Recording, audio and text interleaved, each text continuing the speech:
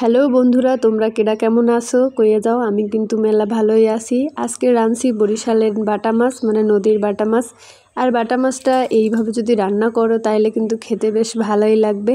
তো প্রথমে বাটা মাছকে ধুয়ে পরিষ্কার করে নিয়েছি, এরপর নুন হলুদ মাখিয়ে নিলাম। আর নুন হলুদ মাখিয়ে কিন্তু 10 মিনিট রাখতে হবে, তা না হলে কিন্তু মাছ ভাজার সময় একটু লেগে যেতে পারে। আর আজকে আমি নদীর বাটা মাছটা রান্না করব শালগম আলু দিয়ে। তাই প্রথমে দেখো এখন কড়াই বসিয়ে দিলাম, কড়াইতে তেল দিয়ে দিয়েছি। তেলটা যখন গরম হয়ে যাবে তখন কিন্তু মাছগুলো এক এক করে দিয়ে দিব। মাছগুলো দিয়ে দিয়েছি, এবার মাছগুলো উল্টে পাল্টে লাল লাল করে ভেজে নেব।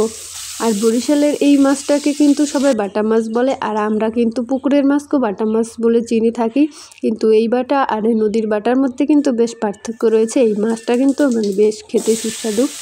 তো মাছ ভাজা শেষ, আমি কিন্তু মাছটা উঠিয়ে ফেলেছি। এবার দেখো ওই তেলে দিয়ে দিলাম জিরে ফোড়ন, এরপর সেই কেটে রাখা আলু শালগম দিয়ে দিলাম। এবার এর মধ্যে হলুদের গুঁড়ো, মরিচের গুঁড়ো দিয়ে দিলাম, আর দিয়ে দিলাম পরিমাণ মতো লবণ। এবার এই মশলাটাকে ভালো করে তরকারির সাথে কষিয়ে নেব। কষানো যখন প্রায় হয়ে যাবে তখন দিয়ে দেবো টমেটো কুচি।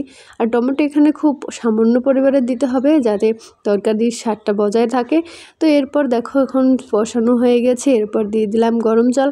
আর গরম জল না দিলে কিন্তু শালগমটা কিন্তু শক্ত হয়ে যাবে। তো জলটা যখন ফুটে উঠবে তখন এর মধ্যে দিয়ে দেবো ভেজে রাখা মাছগুলো।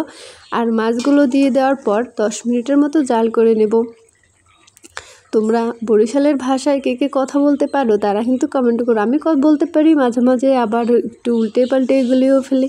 দেখো মাছ কিন্তু আমার হয়ে গিয়েছে, এবার দিয়ে দিলাম ধনিয়া পাতা। কালারটা কি সুন্দর লাগছে তাই না?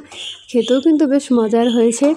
তো আজকের ভিডিওটি কিন্তু এ পর্যন্তই। তোমরা যারা যারা আমার ভিডিও দেখছো তাদেরকে অসংখ্য ধন্যবাদ। আর এইভাবে অবশ্যই কিন্তু নদীর বাটা মাছ রান্না করে দেখো, বেশ ভালো লাগবে। আর আমার চ্যানেলটি সাবস্ক্রাইব করতে ভুলো না। দেখছো খুব সাধারণভাবেই কিন্তু রান্না করে